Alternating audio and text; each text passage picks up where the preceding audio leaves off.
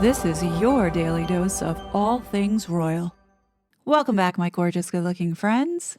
Today, I'm diving back into the past with a fascinating video that continues our exploration of the early days of what I like to call the con of the century. If you haven't seen my last video, I highly recommend checking it out for a visual breakdown of the lies being peddled by the various dishonest players behind this saga. In the comments of this last video, a kind subscriber pointed out something very intriguing. One of Samantha Markle's early sit-down interviews, conducted shortly after Harry and Meghan's engagement announcement in November of 2017. Like many in the United States, I wasn't paying attention back then to the calculated propaganda being spread by the shadowy forces behind the fabricated dramas of this woman we're calling Meghan Markle. I don't think any of us were paying this close attention to what was being said. And I do remember that many of us had been either really positive or no opinion whatsoever because nobody knew who Meghan Markle was. It's unfortunate that we didn't recognize because literally right out the gate, the media had been spinning this narrative of Meghan being this really successful Hollywood actress when no, she wasn't. But these were the stories that were being pumped out and forced down our throats to make us think that she had some type of success and made it in Hollywood. You know, they also wanted to convince us that she was some type of humanitarian, seeding this narrative right from the beginning that she was similar to Diana, the Princess of Wales. I think a lot of people saw through that were actually paying attention. But for the most part, many of us here in America didn't really look twice. We really didn't care about Meghan and Harry. As I've discussed in my Biggest Fraud Alive series, different countries were fed tailored versions of Meghan's backstory.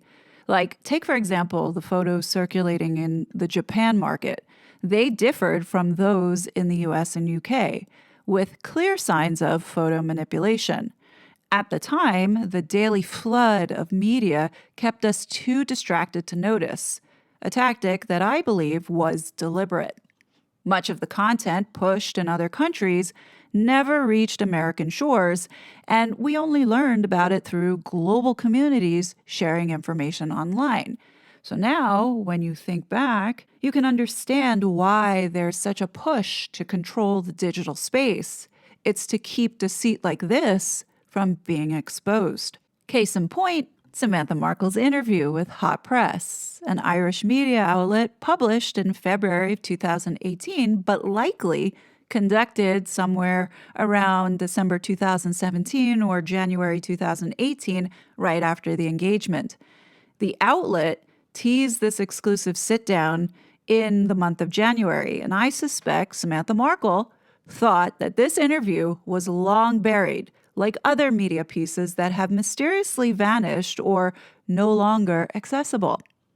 For most Americans, stumbling across this interview was nearly impossible unless you were deep in social media.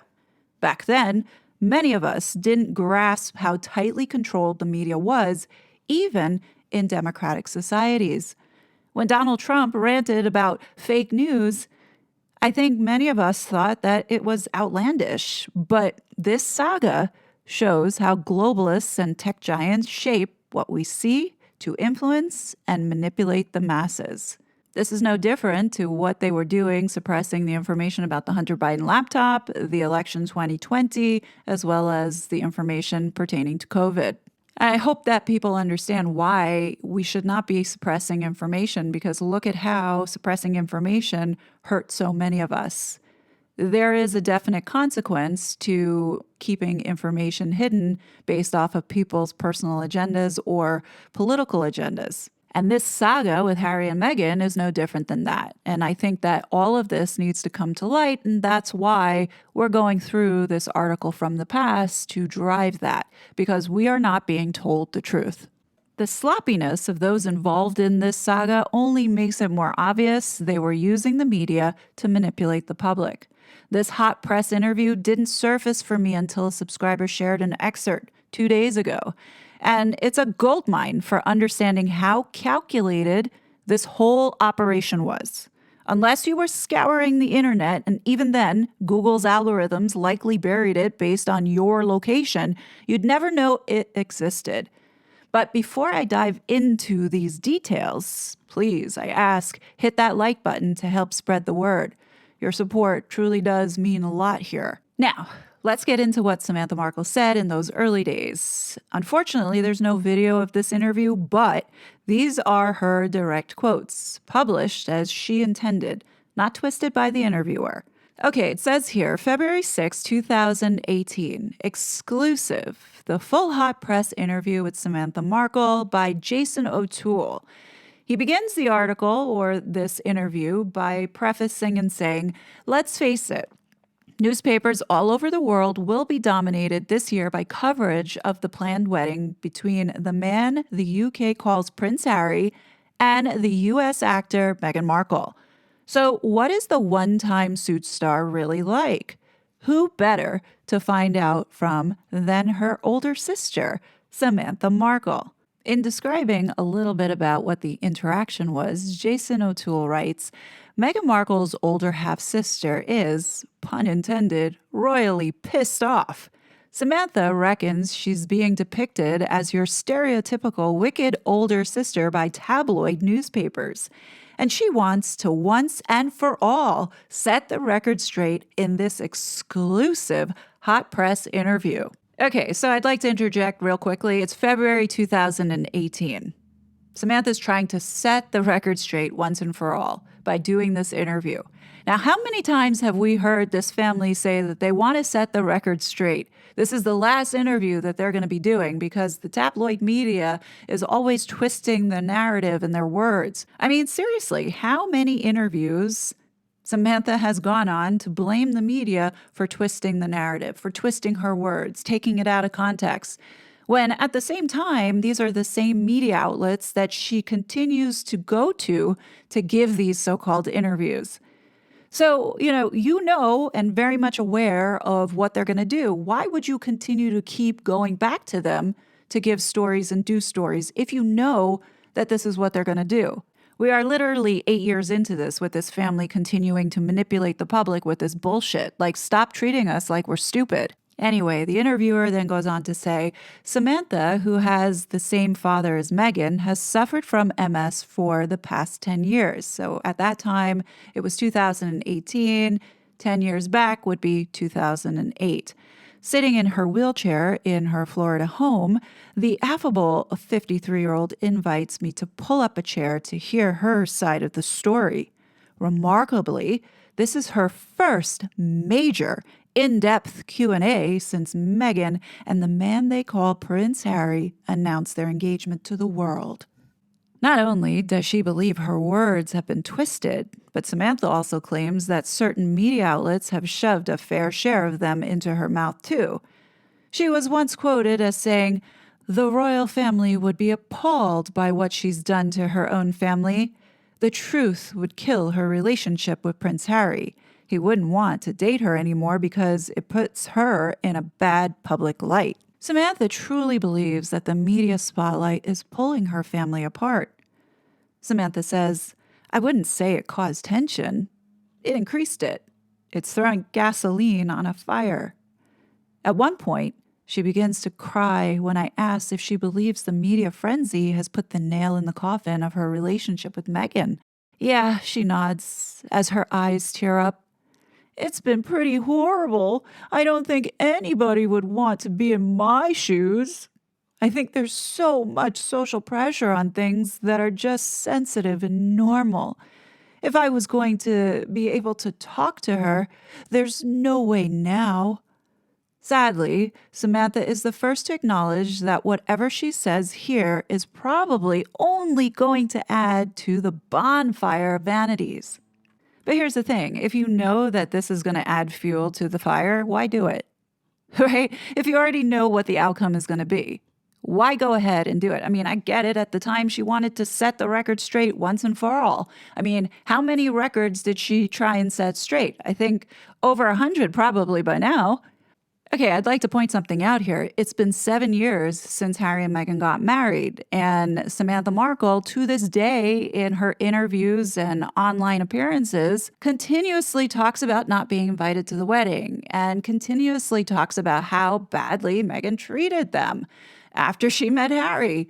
And you would think that you would just now be at peace and let it go. But no, the same narrative is being repeated, just like what Meghan has been doing on her side, emphasizing how poorly she was treated by the royal family, and as well as doubling down on other narratives that she has been feeding us this whole entire time. Samantha has been doing the same exact thing. Both of them are working towards the same goal and are in coordination with one another.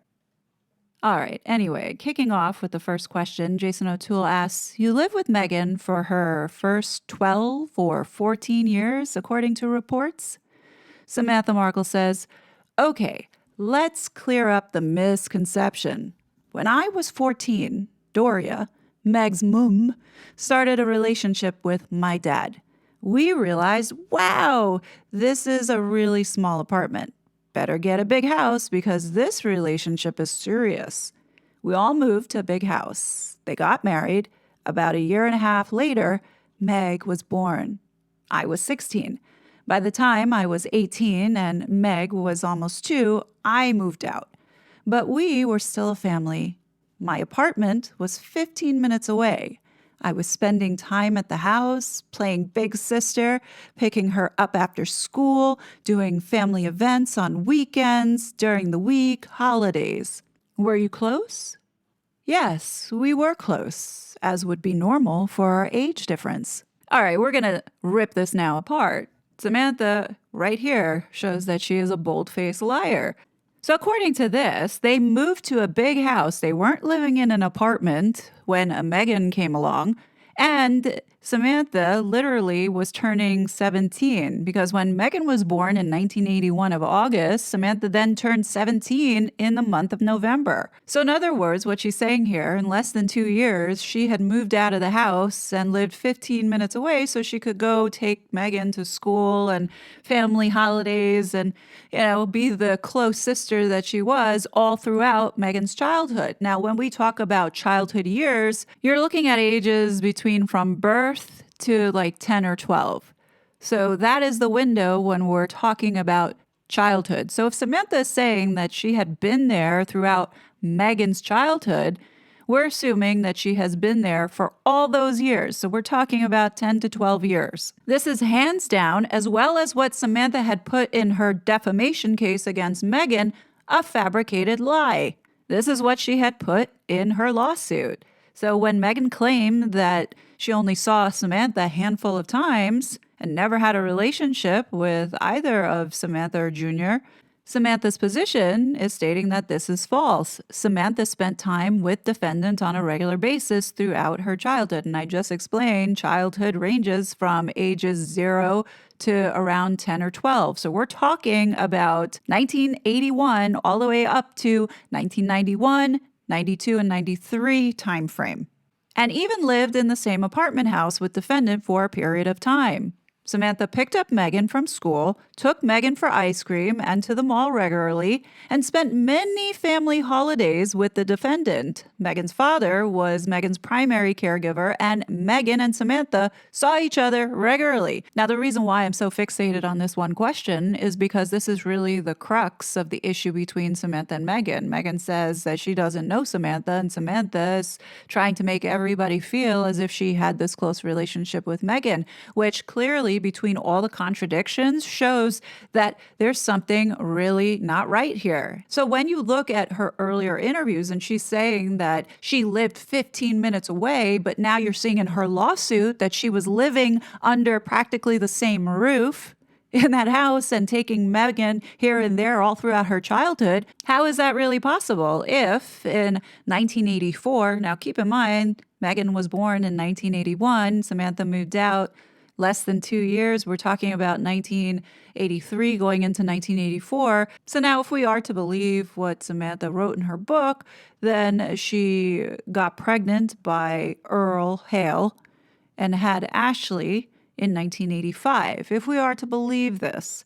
Now, the question of where they got married and where Ashley was born, as well as her son, Christopher, there are no records listing any of those details, which to me I find extremely suspicious. I find it really hard to believe that Samantha was doing all of this with her sister when she literally has not only a baby, but also a newborn.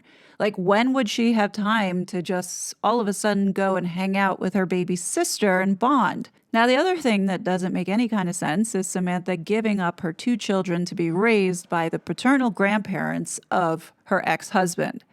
If Samantha was strapped for cash and couldn't afford it, why didn't Thomas Markle Sr. step in and help his other daughter out instead of spending all that money to send that little demon off to a little red Marxist schoolhouse? You mean to tell me, as wonderful as they talk about Thomas Markle Sr., that he couldn't throw a couple bones to Samantha so she could take care of her kids? Anybody believing this story now? Make up all the excuses you want. There shouldn't be that many contradictions to this story. It's either you were there or you weren't. And records online from government databases indicate otherwise. Even Thomas Markle Sr. doesn't support Samantha's narrative of her being around with Meghan. Listen to what he had to say in the now scrubbed from the internet documentary, My Story from Channel 5. What was going on in that household at that time wasn't making me happy. So at first, she wanted to move back into the city, and that's what happened. And then we divorced after that. The whole family split up at that time. Babe went her way and Tom went his. And there you go. Babe went her way. She wasn't hanging around to help raise Meghan. That's if we are to believe that this really happened, which I don't believe any of it at this point. And Doria moved with Meghan to a nice little house, and I would see her on weekends and whenever I could. So now coming back to the interview from 2018, the interviewer then says, the fact that Meghan is from a mixed racial background seems to matter a lot right now. Did it impact on her? Samantha then says, I know there were things that she was frustrated about. I never saw her go through a really rough time with that. Did she suffer much racism? Samantha says she saw some pretty sad things with her mum, who was exposed to some pretty nasty words that are thrown around in mainstream discourse, the N-word and expletives that are attached to that. That can be hurtful for a young woman. Her mum was really good about it. She worked it out and understood that they are just people in the world that are hateful, that are afraid. It's the same thing as bullying. It really screams insecurity and inferiority. So you notice there is the word bullying being brought up. Now, this is the constant theme that both Samantha and Meghan are using to get to the same goal, which is to erode privacy and to clamp down on free speech. Anyway, it goes on to say, did some members of the family object to your father and Doria having a relationship because she was Black? Samantha replies, yes, it was sad for them. There was not racism in our household. The cool thing about our household was that we were colorblind. When we talk about racism in our family, it was with previous generations. And that lingered with me, affected me. There were things spoken that I sheltered Meg from. What type of neighborhood did you grow up in? Samantha says, not rich, upper middle class. Those houses were about $250,000, and now you can't get them for less than $750,000 to $1 million or more. It's a nice, quiet, suburban neighborhood with cul-de-sac streets. Some of the neighbors were a bit stuffy. It was a good neighborhood. There were no drive-by shootings. It was not the ghetto. What was your reaction when Doria was pregnant with Meghan? Samantha replies, it was incredibly exciting for a teenage girl to put her hand on the belly of the woman who is carrying a little baby, and that little baby happens to be her sister. It's incredible. As a teenage girl, it stopped me in my tracks. I'm surprised with all the photos that Thomas Markle Sr. had taken of Meghan that he didn't get a photo of Doria when she was pregnant. Interviewer asks, can you remember the first time you held her? Samantha says, yeah, it was scary because they're so fragile. Where are any of those photos? It was incredible. When she was a baby, my nickname was Daft Duck, Daffy Duck. So here was this teenager girl trying to be cute, and I've got a baby sister running around calling me Daffy Duck in front of my friends. But I came to love that nickname. In later years, she referred to you as Babe. Samantha says, I still see her as this little girl that was bouncing around on my lap that I wanted the world for. If you're an older sister, I don't think you ever really lose that. Well, what about your own children? Didn't you want the world for them? Why no mention of that? Meghan was about 8 years old when her parents divorced. Samantha replies, I can't exactly say when things started. It wasn't a loud, angry divorce riddled with animosity. It was pretty smooth. It was just irreconcilable differences, but there was never anything explosive that I saw in front of Meg. Well, maybe it's because you weren't around. Well, if we are to believe the narrative that has been shoved down our throats that Thomas and Doria had separated when Meghan was 2, then rightfully so. Meghan wouldn't have seen any type of knockdown fights in the house because Doria was living in some apartment near the city, as Thomas had said. The next question asked is, I presume the divorce was upsetting for Meg. Samantha replies, Doria and my dad instilled in her, you be strong. And even though we're parting, everybody loves you. The world is your oyster. And you don't have to feel like you're losing any of that because we're splitting up. If she was affected by it, and it made her sad, I didn't see it. I saw her as having fun, doing great in school, being funny, and embracing life. So for Meg, it was like, cool, I've got now 2 houses. The interviewer then says, the tabloids are claiming that you haven't spoken to Meghan in practically a decade. Samantha replies, there's a lot of misconception about that. In 2008, she was at my graduation. That was the last time I saw her. The last time we spoke was 2014, almost 2015. Her last words were, she said, I love you, babe. I'm really glad we had this conversation. Keep in touch. And she got busy, but I tried. It's really interesting that all this change that Meghan was going through with becoming this humanitarian all happened in 2014. That's when we started to see her Wikipedia page getting changed and her, establishing the TIG. Perhaps maybe this was the kickoff meeting for this PSYOPs con of the century. So Samantha agrees that she would like Meg to reach out and contact her. The interviewer then asks, have you tried to contact her in the last year? Samantha says, no, I couldn't. I didn't know where to get a hold of her. I was feeling that all of this negative stuff in the media made her feel like she believed it all. I literally saw it as tearing this family apart. Because first, it became Samantha slams her sister, and then other people on the fringes of the family were lashing out at me for slamming. I didn't slam anybody. That was never what any of that was about. But Meghan presumably knows that there's a lot of bullshit out there. Samantha replies, I was thinking she should have called and said, babe, what's going on? What happened? Let's talk. But the British royal family and Meg should know better. They say horrible things about Meghan, but Meg knows not to believe it. They say horrible things about the British royal family. Where was my benefit of the doubt? Wow, she's got security. She's got a publicist. She's got people protecting her and doing damage control. I have nothing. I felt like I was stretched out in the middle of the road with vultures tearing my veins and my muscles off my limbs. I had no protection from that. Woe is me. Shame and scandal in the family. Words can get twisted. Samantha says, I jokingly said somebody should do a reality TV show called Meet the Markles. Notice I said someone should do. And then every paper across the nation said she's doing her own reality TV show. What? I said someone. I never said I'm doing a reality TV show.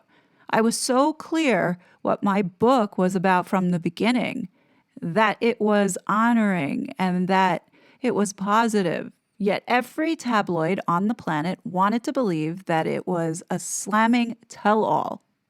Has your dad been on to you to say, will you please not talk to the media? Samantha replies, my dad did say that. I thought for a while. I'm not going to say anything. A lot of people don't come out and say anything, and the tabloids say things about them anyway. I thought, if they're going to be saying things about me anyway, I'm going to be heard. I'm going to speak out. I'm not implicating myself by silence. And here we go. Same as her sister, needs to use her voice. Was she silent or was she silenced? But you've made some pretty disparaging comments about Meghan on social media. Samantha says, yeah, I've been pretty quick on Twitter. Foot in the mouth syndrome. I made a comment about Beverly Hills 90210, which was meant as a joke, a play on words. It falls on the ears of people who cannot understand my sense of humor. The effects of that were like an avalanche. Oh my God, I may as well have been thrown up and caught on a sword midair. Stupid, but I've always been like that, as a quickwit. Woe is me. Shame and scandal in the family. You also made some negative comments about a humanitarian trip she made to India. I can only say to Meg, forgive me. Do you believe humanitarianism should start at home? Samantha says, I've always said that humanitarianism begins at home. If you're going to be a global humanitarian, you have to demonstrate that in your own life and at home. I do believe that. But family takes mutual effort. That's not just Meg's responsibility. She's spending $75,000 on her wedding dress while your dad drives a very old car. Sam says, my dad is still running around in a beat-up car. Meg should help him. I love her, but she should help Dad. I'm not candy-coating it. It's true. You've got a serious illness, but Meghan never helped you out in any way? Did she? No. You're asking really targeted questions. There's a double-edged sword. I'm not making excuses, but she was really busy, globally, doing her thing, and I didn't want to burden her. Also, strength and character, and I'm Wonder Woman. I can still do it all. So I didn't ask her for help. Maybe she thought because I was being stoic that I didn't need any help. I have to hold myself somewhat accountable for that. On the other hand, there's a little part of me that thinks, no, I was really having a hard time. The burden was on her to reach out. She had the physical energy to. It doesn't take a lot of time to make a phone call. Humanitarianism, in that regard, for me, didn't mean money. It means moral support, reaching out, saying, how are you doing? Let's get together. So here's why none of this is believable anymore. Why is Samantha putting the burden on Meghan when she has 2 grown children, allegedly, who have made it in life, especially Ashley, who is a lawyer? If Samantha needed help, then why is she not holding her children to the same expectation if humanitarianism begins at home? You know what I'm saying? I get it. Samantha dropped her kids off in hopes that they would have a better life. Well, you would think that her children would be grateful that she sacrificed and gave them up so they could succeed in life and be where they are right now. Does that make sense? So here she is putting this expectation onto Meghan, which Meghan owes Samantha nothing, because I don't believe that Samantha has any relationship with this woman that we're calling Meghan Markle. Did you ever have a conversation with Meghan about money? Samantha says, yeah, I did. We were on the phone. It was probably not my place to say, but I was saying, help Dad with some of that money for school now that you're making a lot of money. She wasn't pleased. She said, there are too many cooks in the kitchen, babe. Wow. I guess big sister is being told to step off, but I really felt she should reciprocate. It wasn't a handout. Nobody was asking for money. It's like, you're doing really well. Help Dad with some of that money back. You're going to be accused again of slamming your sister. Samantha says, I'm really tired of people saying that I'm slamming my sister because I'm honest about her helping my dad.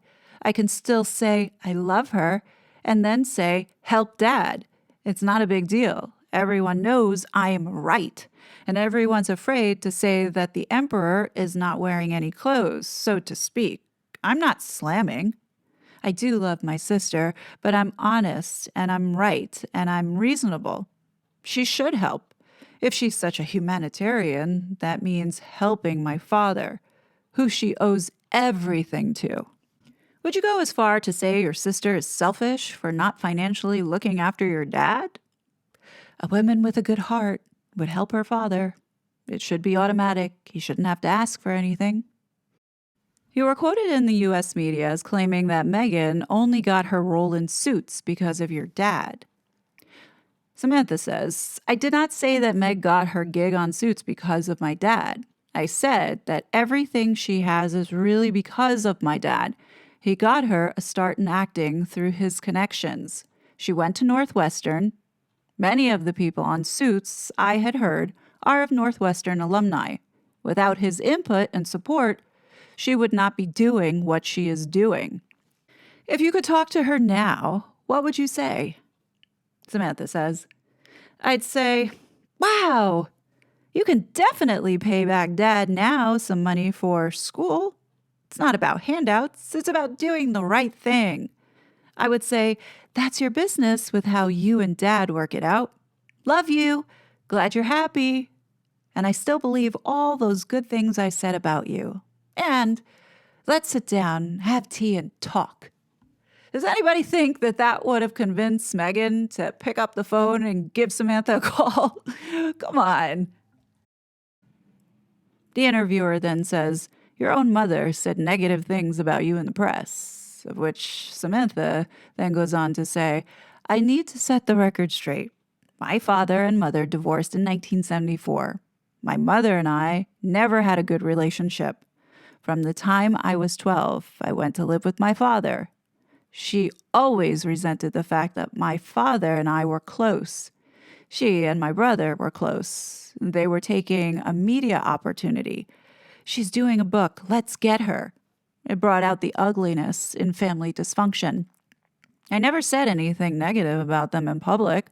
Why would they say such horrible things about me?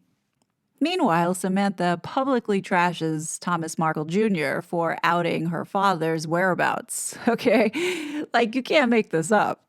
So then it goes on to say, your mother is being presented as somewhat of an authority on Meghan. Samantha replies, my mother has not been a Markle since 1974.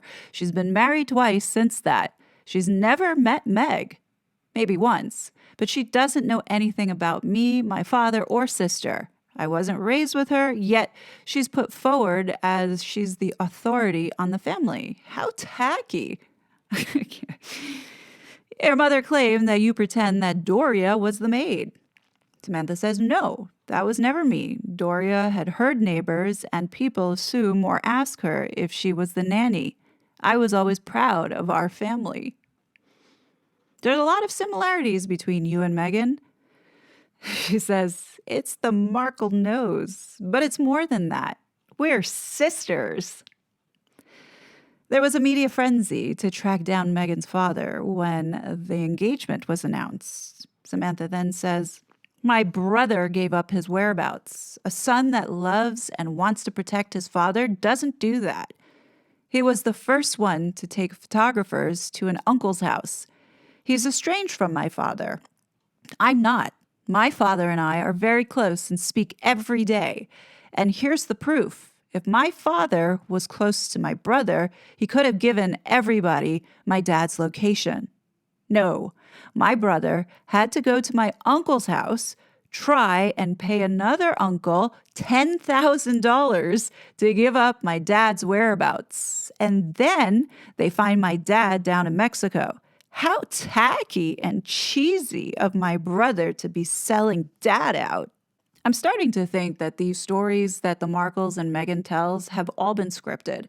and designed to not only provoke people, but also to gaslight. Is your brother wild? That's evidenced by his mugshot. He's got a history of drinking and drugs. My brother has had a field day with his drugs and partying at the expense of the family. I tried to help my brother with legal help when I was worried that he would face going to prison after he pulled this gun. Who did he pull a gun on? His girlfriend. He was in a relationship for 15 years and all of a sudden ends that relationship and is in a new relationship with some absolute stranger. And the next thing we know, his mugshot is out there. He's arrested and charged for pulling a gun on her in a drunken dispute. I can't imagine how that would have felt for Meg to see. I'm not going to say it's out of character for Tom. It's embarrassing for your sister, I'd imagine. Indeed. I'm sure she's really embarrassed. What sucks about it, though, is, and it's sad, is that he's my little brother. I love him. But I don't know who this buffoon is. He's behaving in such a reckless way. We want him to get help. Otherwise, he could end up dead. I was worried that, going to prison, he could end up dead, which is why I tried to get him legal help. You can't save someone when they insist on crashing into a wall. If he continues on this trajectory, he can get hurt. I hope something else doesn't happen. Was Tom close to Meghan? Samantha says no. Tom has not seen Meg since she was 12. He has no idea about her life. He has no adult pictures with her. My dad hasn't spoken to Tom in about 10 years. So now if we stop and think about the Markles today, would anybody suspect that these two had been so dysfunctional, or would know that Thomas Markle Jr. had pulled a gun to someone's head and had a drug and alcohol problem and Samantha was trashing him in the media? No, it's almost like they killed off those characters and rewrote two new ones for this saga currently today to adapt to where we're going with whatever the heck this is. Do you think she might have presented Harry with an inaccurate portrait of her background? Samantha says, no. I talked to my dad about that. Dad's not hurt by what Harry said. I think it was a simple comment. The public would like to make out that Meghan's an orphan or, oh, the Markles are a rubbishy sort. No, the Markles are not a rubbishy sort. There's no Dukes of Hazzard. There's no Simpsons. That was all a joke my brother spewed. A pretty normal, artistic family. We've always been there for her. Oh, really, Samantha? You're going to call your book The Diary of Princess Pushy's Sister? Why? Here's Samantha's explanation. Version 1. I'm so glad you asked. The tabloid coined the phrase for her, Princess Pushy. It was so horrific. It was inappropriately applied to her. When I started writing my book, I chose that title because it is incredibly controversial. It was me making a mockery of social perceptions and labels. That was not my description for her. I wanted to show in the book that she's the opposite of that. See, the thing that I don't like about these people, especially with Samantha, is that they talk out of both sides of their mouth. On one hand, Samantha's like, oh, I picked this title because it's making a mockery out of this tabloid, the tabloid that she spoke to originally, and use that title, Princess Pushy, and then saying that she wanted to use it because she wanted something controversial. Well, you cannot talk out of both sides of your mouth on one hand saying that, yeah, the media twists my words, but then at the same time you're feeding it. And then if people comment or criticize it, then you fire back saying that you're being bullied or harassed. People have an opinion. People don't like what they're seeing here, especially when they see people being manipulative. And now I understand when I look back and I see how the Sugars kept saying, Samantha's scamming people, scamming people. Well, yeah, when you look back and you look at these details and you realize that, yeah, the whole entire time, these people have been lying. And I think it's important to recognize that perhaps maybe sometimes we are so clouded with our dislike for Meghan that we overlook all this other stuff. And I think that that's what's really happening here, is that people don't want to look at this other stuff and consider that maybe they're all in on it together. Remember that there were rumors floating around about the PR teams bidding for Meghan's business. And in the proposals, they had specific directions that if something came up in the media, they had a list of people that they could call who would go to bat or put something in the media. Well, the family was on the list. And what I couldn't understand is, well, if Meghan and her family are not talking, why are they on the list for people to call? Well, now you know, folks. They were all in it from the very beginning. Meghan might find the title offensive, and Samantha says, but she could have asked. I think to be offended over merely a title would be ridiculous. Her heart and her mind are certainly big enough to look and see what the book is all about. So now this next part I find really telling because it does give us insight as to what was the underlying agenda for Meghan and this whole entire saga. The person asks, so Meghan will just have to wait to pick up a copy in her local bookstore like the rest of us. And Samantha says, she's going to have to read my book to feel my feelings, to see how I cherish her childhood, how I really feel, how all of this is affecting me. But the bigger picture was our interracial family intersecting with this point in history. And for her to know how important that was to me. And she's got to read my book now to do it because we lost communication. C'est la vie. It's not nice that your own sister or brother know you have to go through a publicist or an agent to find out. A phone call is really easy. The more appropriate way to do that. It's sad. From the word go, when it was announced that Meghan was dating Prince Harry, remember 8 days later, Harry starts bringing up the amount of racism in the UK press, as well as, telling people to back off of her. And now there's this layer of racism. So not only are they attaching and associating those memories of Diana, but now they're adding this layer of race to it to make Meghan look like she is the most hunted in the world. Let's not forget that in 2018, the political climate, we had Trump in office and you had the leftist media portraying him as this white supremacist who was like the head of the KKK. So here we have Meghan, and really the foundation of her saga was about racism.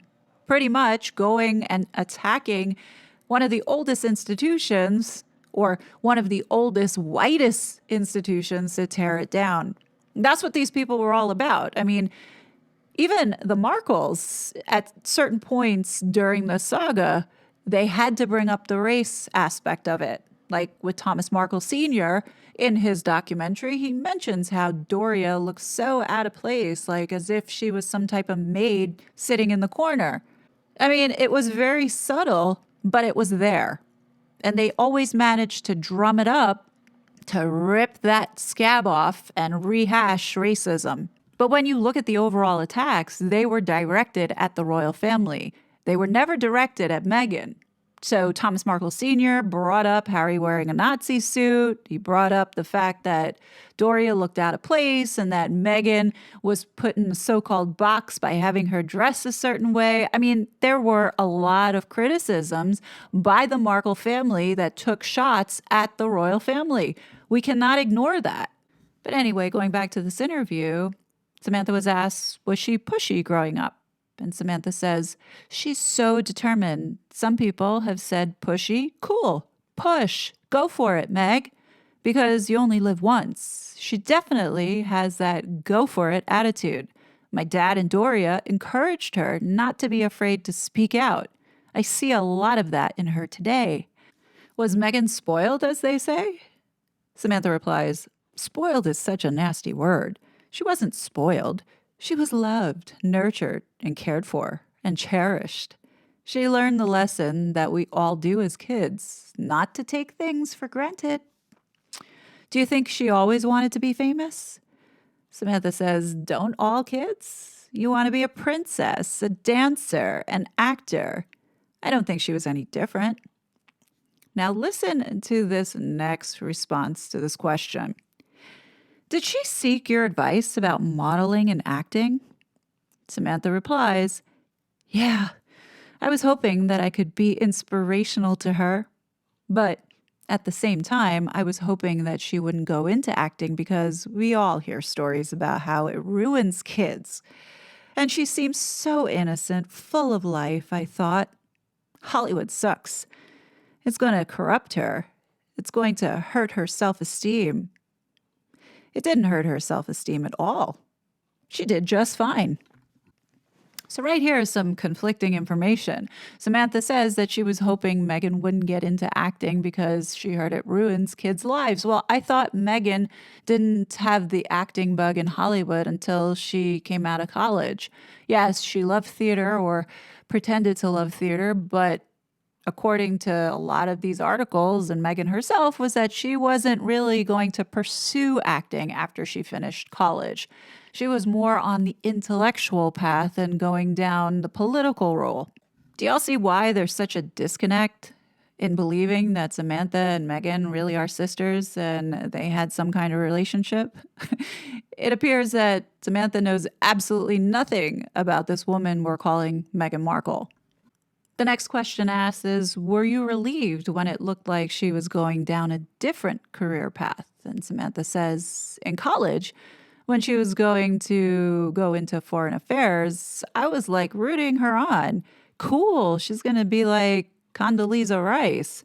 And that's great because here's a secure future in politics and in the military, I thought. Oh God, she's so intelligent. She could easily fit in anywhere in the world with that brain. All right, so there you have it, folks. There was the agenda. I do believe that they were positioning this woman for a role in politics, but they didn't anticipate the Oprah interview as well as people calling out Meghan on her lies and her so-called truth and not being able to control it. And thus everything fell apart.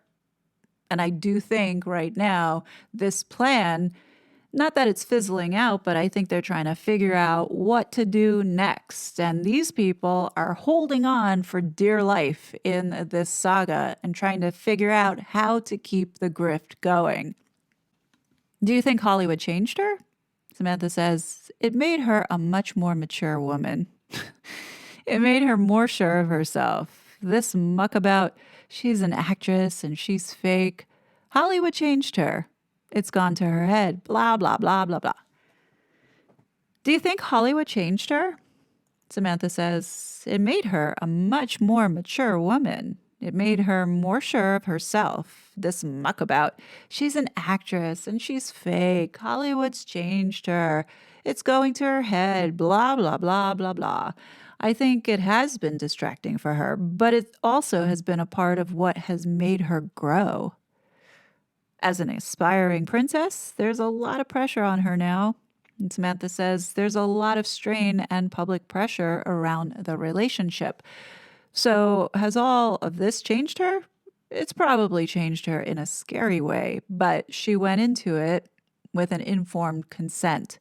She's going to do pretty well if everybody would back off and be supportive. What's your favorite anecdote from her childhood?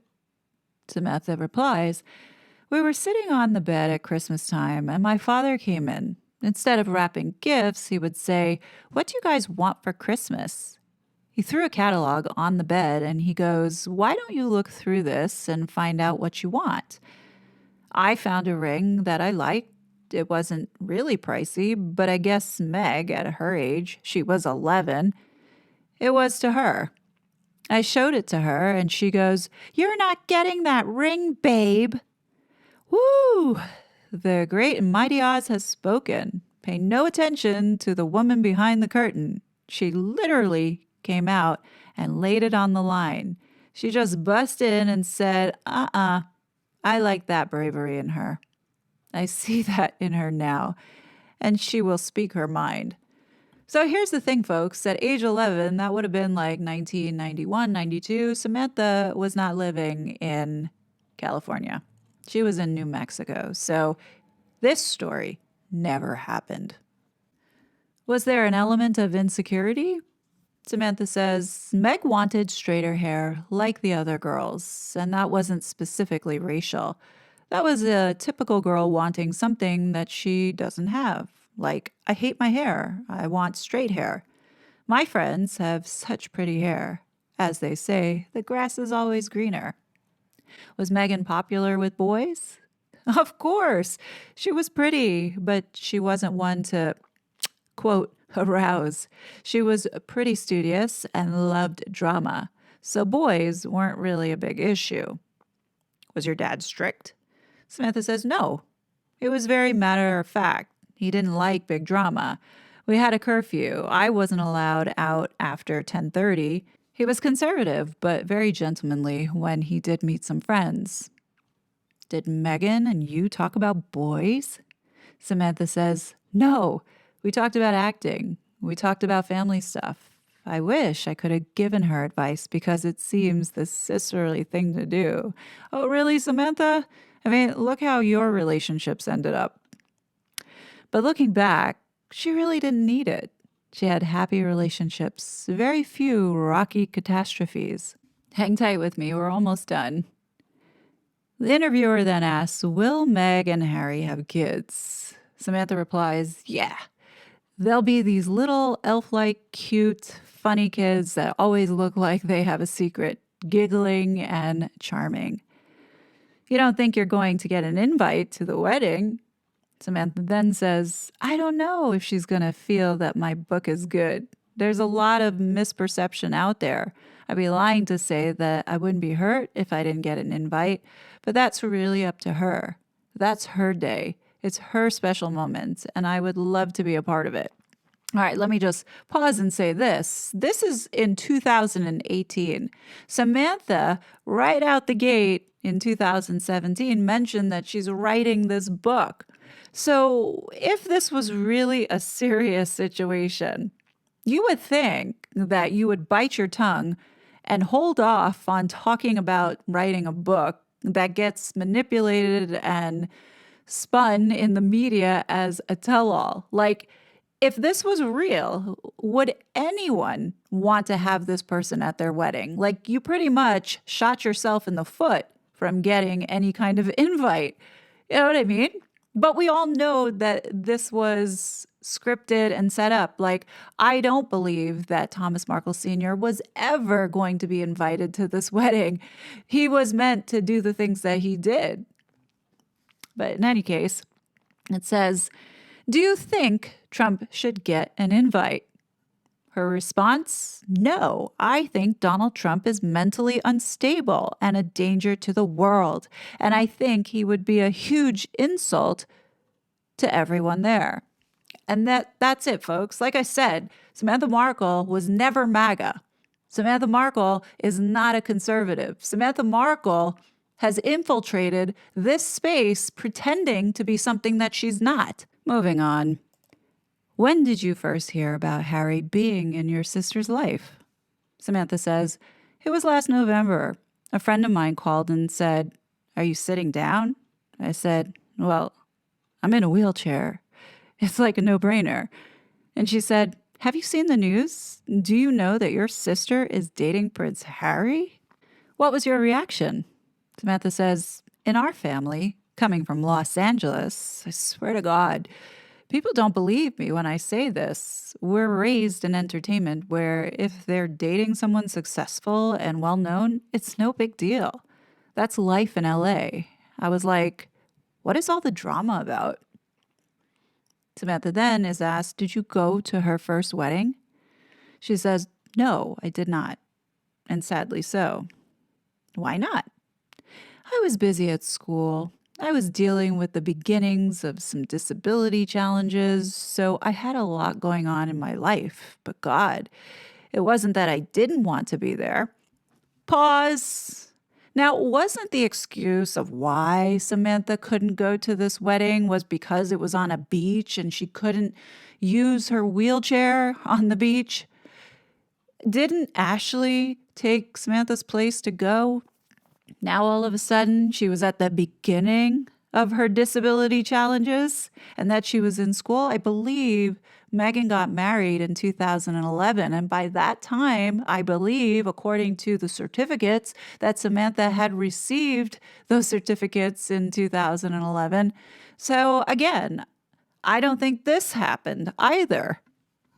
Okay, folks, we're in the home stretch. Question that's asked next is her marriage to Harry going to last? Samantha says, I don't think any of us can know that. Life is short. We don't know that we're guaranteed a tomorrow or a next year or 10 years down the road.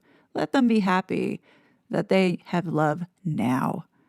Do you think Meghan set her sights on becoming a princess? Samantha says, I don't think she ever planned a path to the palace. Sure, Jan, but certainly she wanted to meet someone that she clicked with, that had goals in common. Nobody held a gun to his head. He entered into a relationship upon informed consent, as did she. I guarantee that if she had met him at Invictus and he was an absolute jerk or he was nerdy, she wouldn't have been impressed and they wouldn't have a relationship. Oh, you think so, Samantha? Or you're just saying that? Anyway, are you jealous of your sister becoming a princess? Samantha says, no, God, why would I be jealous? In many ways, our lives paralleled each other. Okay. She had done a Miller's Light commercial. I had done a Coors Light beer commercial. I had worked on a soap opera, a couple of sitcoms, and I got guest star credits on a television show called Matlock. Then I was behind the camera one day and I realized that I wanted to be behind the camera and do other things. I wanted to go back to school. I decided I didn't want to do it, but I encouraged her to keep on doing it if that's what made her happy. I mean, can you all smell the bullshit that's coming from this interview? Holy cow. And finally, no interview is complete without referencing Diana.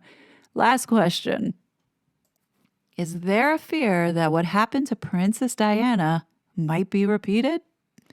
Samantha says, maybe more so. Princess Diana was dealing with some very challenging personal issues, and I think that was hard and dramatic enough.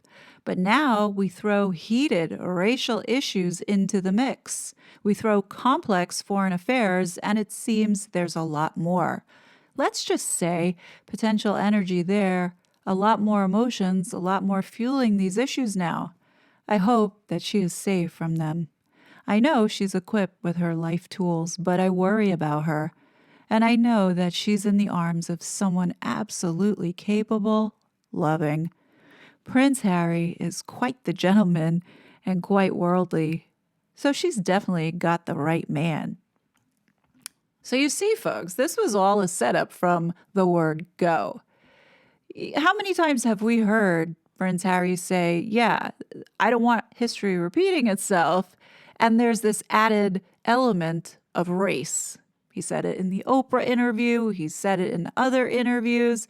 He's always maintained that race was the added layer that has made this 1,000 times more worse than what Diana had gone through, essentially.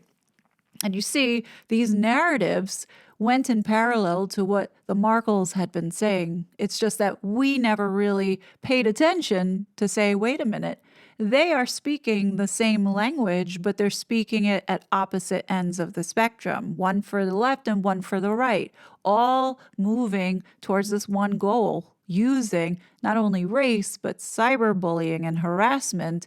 And when you look at everything that's happened to this community and have experienced it, you realize that all of this was done to not only get under our skins, but also to maintain and get back that control and to prove to everyone, this is why we need to take away your rights. This is why we need to have more of a Marxist socialist world, because this world that we're living in right now is cruel.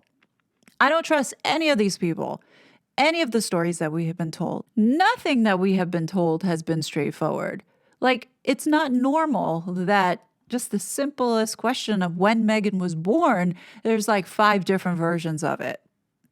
That's not normal. It's not normal that everything that these people do or say has 2 or 3 different variations, and then now flipping it back onto the public and getting upset that we're bullying them because we're criticizing them. Well, if you don't understand how to properly communicate, then maybe you shouldn't be doing all these interviews. Otherwise, you're purposely doing this to get a rise out of people.